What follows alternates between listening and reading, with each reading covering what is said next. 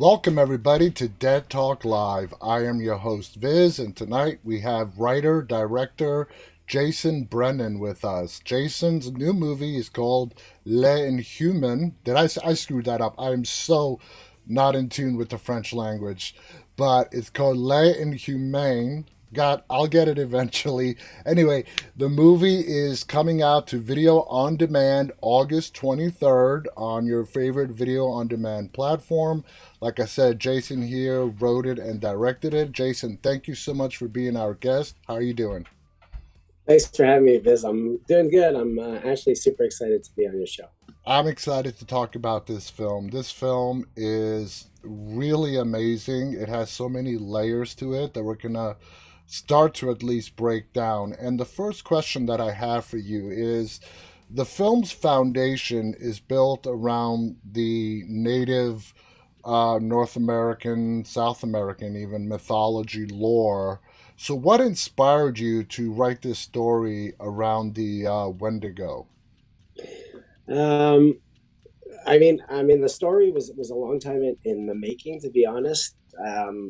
So I kind of built my story the other way around, where I wanted to kind of touch on where we are today in society, and that wanting to find yourself in so many different ways and trying to losing grip with reality, and that ever present feeling of being malcontent with who you are, Mm-hmm. or what's around you. And then it brought me back to the Wendigo story. So my dad's First Nations, my mom is Quebecois French. So basically, I grew up in both those cultures. But I remember ever since I was like way younger, the Wendigo story is something that you joke around about around a campfire when you're a kid with cousins and uncles, and it's kind of like one of those spooky men, oh, be careful, Wendigo's gonna get you. Oh, what's that noise? Must be the Wendigo. You're sitting around a fire. And then as I started getting older, then you talk to some of the elders, and you start realizing that this is a lot more present than you would think. Mm-hmm. And for many of these elders, I mean, the Wendigo story is still something that is very strong. And to be honest, it's still taboo in many communities to talk about the Wendigo, Wow. because there's a lot of communities that believe that just simply by talking about it, you are giving it power to manifest itself. Wow. So, I mean, in my case, like I mentioned, I used to spend my summers away from my community. I live 2 hours away from my community. I'm just outside of Ottawa. So when you're kind of half First Nations, or you're always questioning yourself about where you belong, what are your roots, and you kind of go through that kind of like wanting to understand who you are and find your place. and Yeah. and to me, I think a lot of the things the story is basically to fill a certain void, and that was the main premise for the film. Okay, that makes perfect sense. There's a very revealing piece of dialogue in towards the end of the film where Matthew is having a conversation and somebody tells him people just take and take from the land. Is that sort of a social commentary as to how us humans are neglecting our, nature, Mother Nature, the planet? Yeah, most definitely. I think it's one of those things where, um, you know, uh, in society today, I think we're I mean, I don't want to generalize, but I think we're more in that ultra consumption mode where everybody's just, you know, it just isn't like before. Yeah. I think things are just the way they are now, and people are taking and taking and taking without giving back. And again, this is the inner being of the Wendigo, where that hunger that can never be fulfilled, and man, that's the way man is Yeah. in many ways for a lot of people. And that was that commentary, is that we just oftentimes we get to that point where we take and we take and we take until we'll be too far gone. And that's, if I bring them back to the Wendigo story, that is when you kind of fall prey to the Wendigo. Is either the Wendigo finds you and consumes you, or you eventually become a Wendigo yourself. That's what makes it so fascinating with the Wendigo, because depending on, it has so many different narrations depending on which people you ask, what culture. It could be an elemental spirit just taking care of the land. Other people have it as a shapeshifter, a werewolf. It could be Bigfoot, and that's why I think this story has endured for as long as it has. Now, the main character, whose name is Matthew, had a very traumatizing experience when he was a young boy. Do you think, was it the death of his father or him having to return back to his childhood home that sort of pushed him over the edge? I think it's more of a progression of him losing who he is and having to change and forget who he is to become successful, or what he thinks is successful in his life, and all the compromises that he's had to have done to get there. So, I mean, a lot of people believe that the Wendigo is present. It's Mm-hmm. always there, and depending on how you live and how you act, will dictate whether or not you're gonna, or you're gonna succumb to certain vices that might be around you. And for the main character in this film, I think for him, he goes through a traumatic experience. He decides to leave his community to pursue his professional career, that of being a neurosurgeon. But basically, there's a price to be paid to get there. Mm-hmm. And although he's left everything behind, he's had to fill that void. Yeah. And so for me in the film, I've always, you know, without hopefully giving away too much, he's had a run in with the Wendigo when he's young. Mm-hmm. And eventually, just that one run in has kept the creature close by for the rest of his life, Ah. waiting for him to fall prey and to really go down that slippery slope of giving in. That's a very interesting take right there. Like we talked about, the Wendigo represents itself in different ways depending on the culture that you talk to. How did you come up with how you wanted to represent the Wendigo in the film? Well, that's it. I mean, and for me, it's very important to state that, and it's at the beginning of my film, is that the Wendigo that's represented in the film is the one that I know from stories from my own community. Okay. Stories are, like you mentioned, stories are different from, Western, more out west in Canada and stuff. So for me, growing up, there isn't one Wendigo story. It's always little bits and pieces that you hear. And I remember one of my older uncles shared a story with me about a person that he thought had been turned by the Wendigo, or had eventually become a Wendigo Wow. because of a certain thing. The fellow had ended up killing his own baby, and this is like in the early 1900s, Mm-hmm. and a lot of people kind of felt that he had fallen prey to the Wendigo. So it's always been the way that I imagined it, is kind of like some of those stories, and then kind of digging in a bit of research and then piecing it together and bringing it to how I view it, in terms of obviously from some personal experience, in terms Mm-hmm. of, well, how I saw the story taking place today, because I think the Wendigo story, like a lot of different things in indigenous cultures, I mean, you're using a premise to kind of give a certain life lesson. Mm-hmm. So to me, it was kind of like the Wendigo story kind of is to teach people about the togetherness of a community, and Yeah. how that should come before your own self, your self desires and whatnot. Yeah. Now, you represented the Wendigo in various different ways as a supernatural entity manifesting from a mist to us seeing the full blown creature itself. Would you say that the main character, Matthew's actions, choices, were they driven by his desire of running away from that traumatic childhood experience? Or were they directly influenced by the Wendigo itself since it latched onto him from when he was a little boy?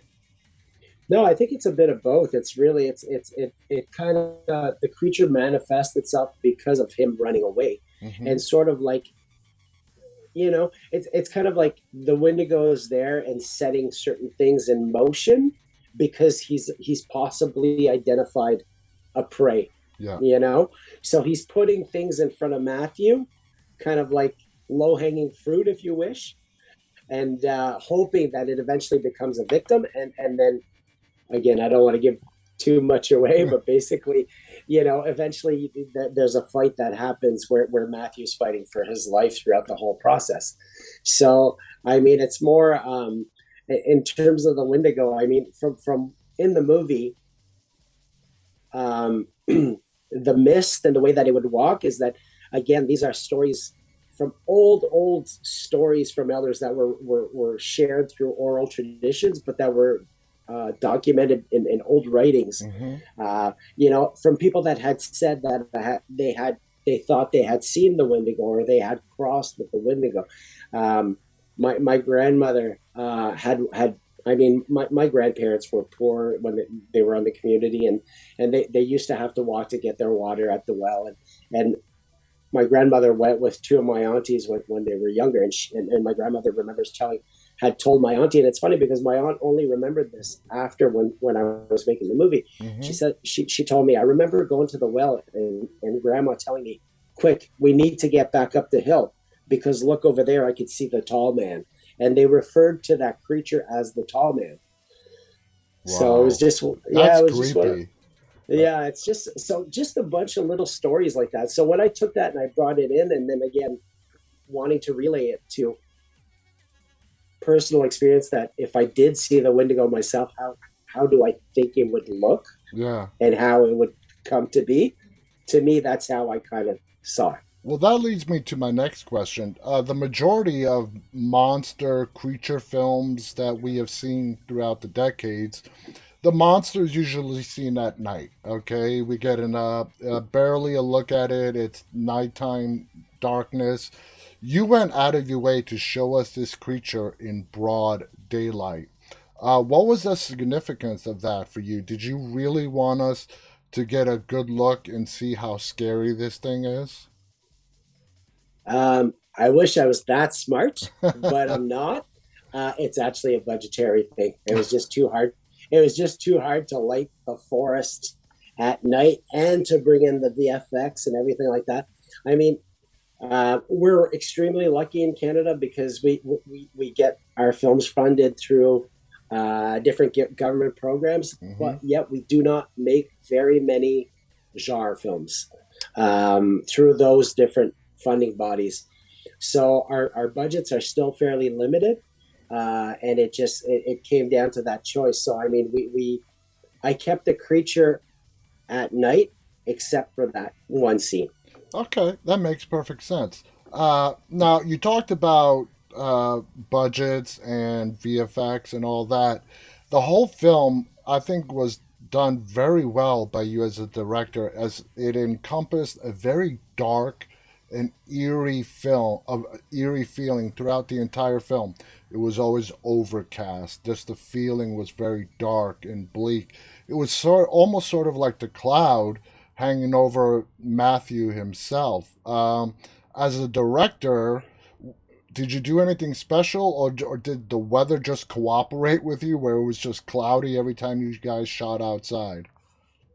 It was a bit of both, and I was lucky to work with a really great DOP here in Quebec that's done some really good stuff, and he understood right off the bat that we needed to avoid anything that was overblown or too bright, Mm-hmm. and we also wanted to.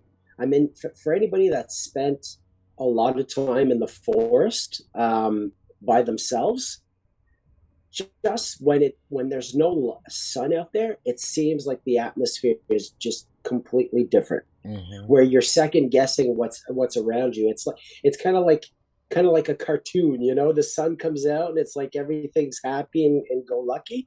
Yet you kill the sun and it gets dark and it gets gloomy, and it's a whole different setting. So we some days, although we did have some sun, we were able to play with the camera a bit to kind of kill that out. Um, But then again, I mean, in terms of the film itself, I wanted to make sure also that we kind of kept that, just that uneasy feeling. Yeah. So keep it really contrasty, really dark, really, and there's a shift from the moment we go from the urban areas to The forest. the more rural. Yeah, Yeah. exactly. So there is that shift. It isn't too much, but there's still a shift there in terms of the look of the film. Well, it was very noticeable. I mean, I caught on to it, and you maintained it throughout the whole, throughout the entire film. Now, what I found interesting is Matthew. Going back to Matthew again, and the story is about Matthew and his father to some degree as well. But he grows up to become, like you said, a neurosurgeon, which indicates to the audience that even though he suffered this traumatic experience, he did sort of find a way to move on with his life. Why was it important for the story to make him a surgeon? Um, because I thought that there was a bunch of different things when you talk about layers, to have him become a surgeon, the backstory to that is he's trying to understand if what he saw so many years ago is really what he saw.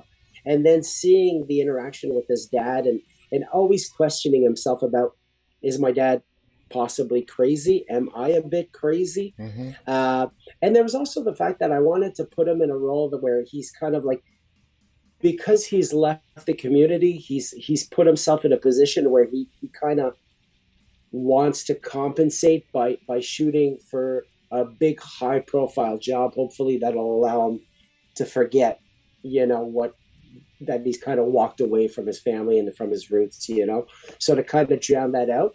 And also I thought, um, indigenous storytellers have been, especially in the last 5 years, we've got some really great writers and directors, and we're at that point now where we want to be able to show, different, Mm-hmm. different settings, different Yeah. different characters, developed characters, not always the easy, kind of like the easy mode that's been there for previous.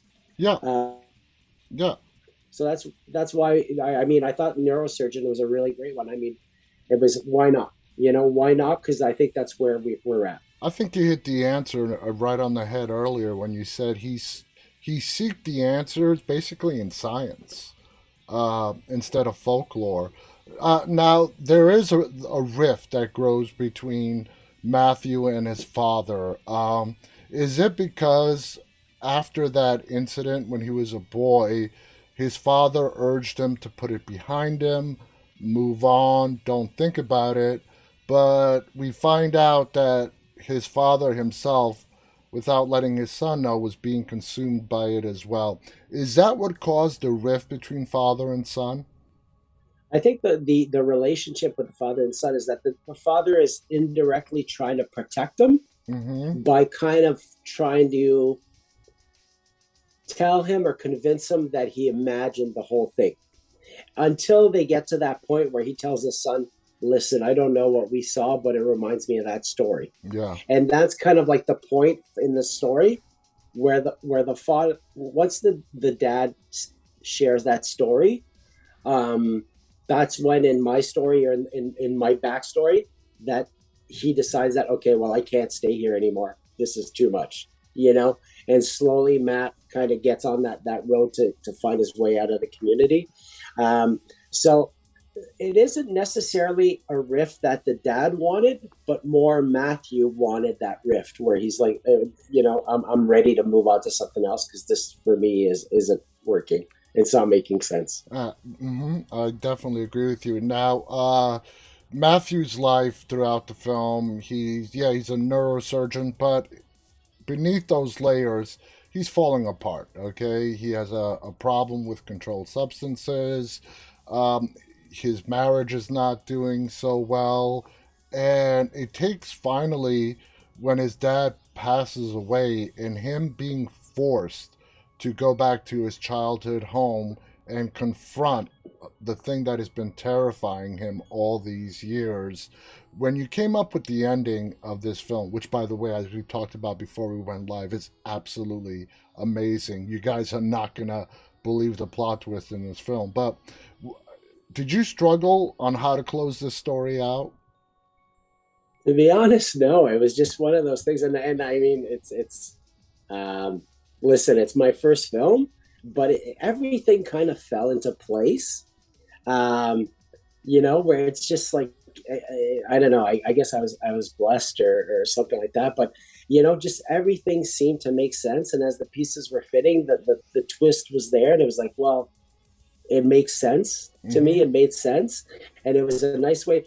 I mean, I wanted to tell a story that everybody could relate to, and everybody, whether or not you're from an indigenous culture or not, you have an interest in genre films. That's I Yeah. think there's something in there for everybody. So to wrap it up in the way that it is, to me is to be honest, I'm not going to bullshit. I was lucky. Well, you hit it. I mean, you scored a home run on that one, Jason. I want to thank you so much again, guys. The movie. I'm just gonna say it with my good old American accent. Len Human, coming out. May. Len Human. There you go. Yes, exactly. Coming out Tuesday, August 23rd. Be sure to check it out on your video on demand platform of choice. You're not going to regret it. There are twists, turns, surprises, character development. Jason, you did a fantastic job with this film. Do you have any final thoughts you want to share before we go? Thanks for having me, Viz. It was really a pleasure chatting. It was a great chat, and I just loved, your take and hearing about what went into the story behind this film. And what I realized over these last 20 minutes is that every person that watches this film is going to walk away with their own interpretation, and that's just fine. I think that's how somewhere in the back of your mind, most filmmakers design films and make stories and write them for the audience to walk away with their own take on it. And I think that's exactly what you did with this film. So I want to again thank our guest, writer director Jason Brennan. The movie's coming out August 23rd. On behalf of Jason and myself, I want to thank our live audience and those of you who will be watching this later on. Have a great night, stay safe, and stay walking. Good night, everybody.